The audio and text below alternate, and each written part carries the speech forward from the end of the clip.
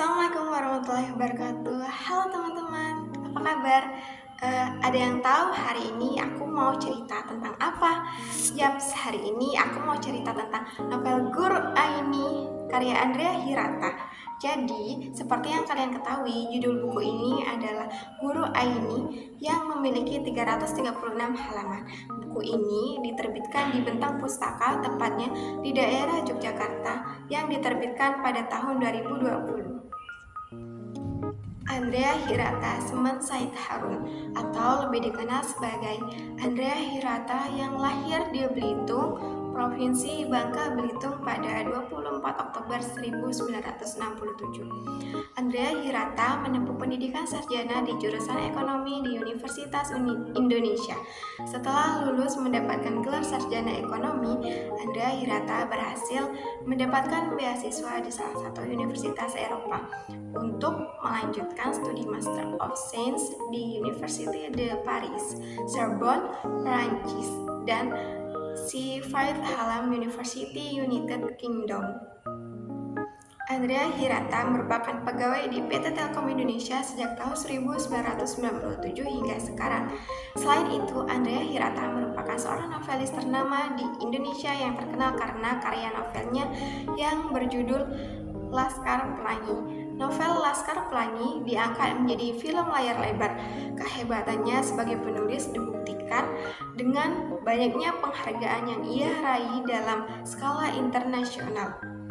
Beberapa penghargaan yang diraih oleh Andrea Hirata yakni menjadi pemenang pertama Backward Jerman pada tahun 2013, pemenang seleksi cerita pendek di majalah sastra Washington Square Review Amerika pada tahun 2011, dan diberikan gelar Doktor Honoris Causa di bidang sastra oleh University of Warwick, United Kingdom. Hingga saat ini, Andrea Hirata masih terus berkarya dengan menerbitkan buku-buku yang mayoritas populer di masyarakat. Jumlah karya yang ditulis oleh Andrea Hirata mencapai 14 buku. Tafsiran isi dari novel Guru Aini ini, Desi istiqomah untuk mencapai pelajaran matematika sejak ia duduk di bangku kelas 3 SD. Desi memperlihatkan buku catatannya ke meja guru matematikanya yang bernama Bu Amana. "Ini persamaan hidupku sekarang, Bu." Bu Amana tersenyum ketika melihat persamaan garis lurus dengan variabel-variabel yang diberikan nama sendiri oleh Desi.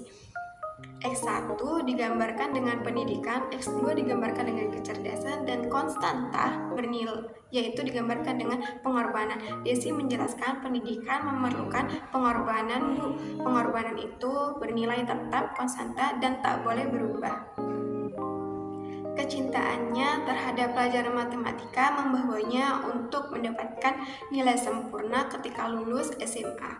Desi memiliki cita-cita untuk mendedikasikan dirinya menjadi seorang guru matematika. Cita-cita Desi tersebut didasarkan pada keinginan untuk memberantas kebodohan dalam pelajaran matematika yang selama ini menjadi pelajaran yang dinilai sulit dan menimbulkan banyak kegagalan dalam nilai rapot siswa. Namun, cita-cita Desi tersebut terhalang oleh restu orang tuanya.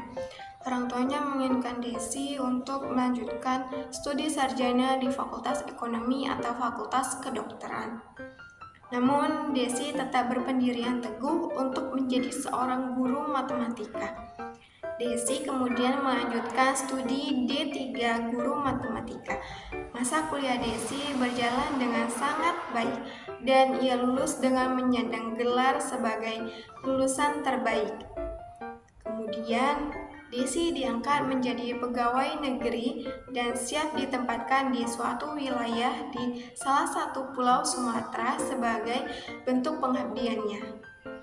Karena Desi menjadi lulusan terbaik, Desi memiliki hak untuk memilih ingin ditempatkan di wilayah Sumatera manapun yang ia suka.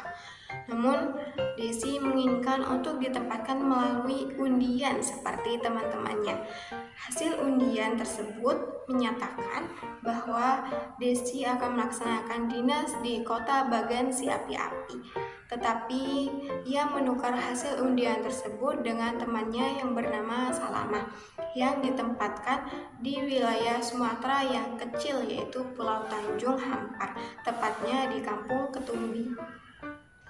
Bu Desi ditempatkan di SMA Ketumbi, di mana siswa di sekolahan tersebut anti dan takut terhadap pelajaran matematika.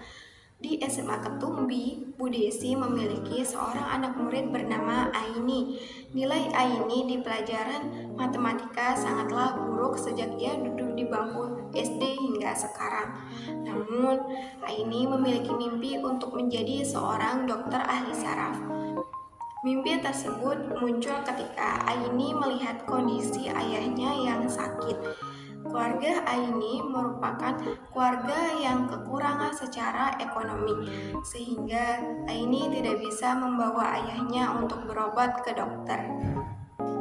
Aini belajar dengan begitu giat dan dibantu oleh Bu Desi, guru matematikanya.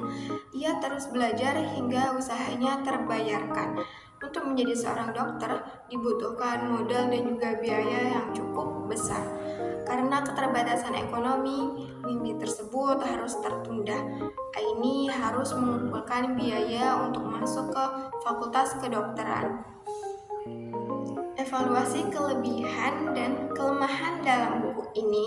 Kelebihannya yakni Andrea Hirata menggunakan gaya bahasa sehari-hari yang menarik sehingga mudah dimengerti oleh para pembaca.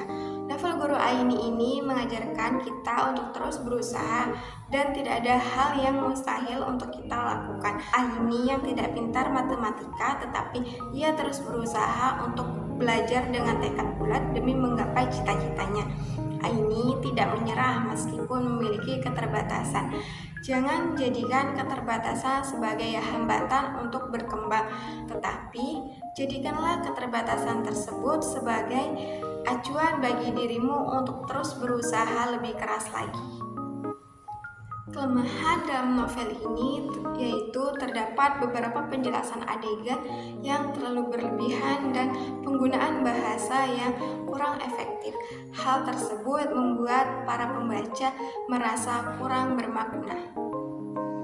Novel Guru Aini ini mengajarkan kita untuk tetap semangat dan pantang menyerah serta pentingnya pendidikan dalam meraih cita-cita.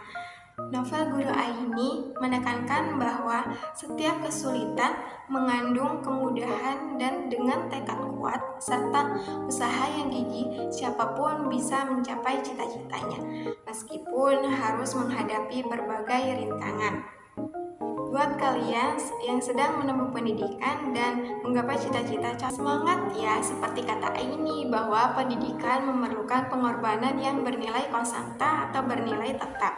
Artinya, jika kita ingin menggapai cita-cita atau kita menginginkan sesuatu, itu harus berkorban dulu. Tercapai atau tidaknya itu hal belakangan, yang terpenting kita sudah berkorban dan berusaha dengan tekad yang kuat. Percayalah, pengorbanan kalian dalam menempuh pendidikan untuk terwujudnya cita-cita akan ada hasilnya dan tidak akan sia-sia. Mungkin hanya itu yang bisa aku ceritakan ke kalian hari ini. Wassalamualaikum warahmatullahi wabarakatuh.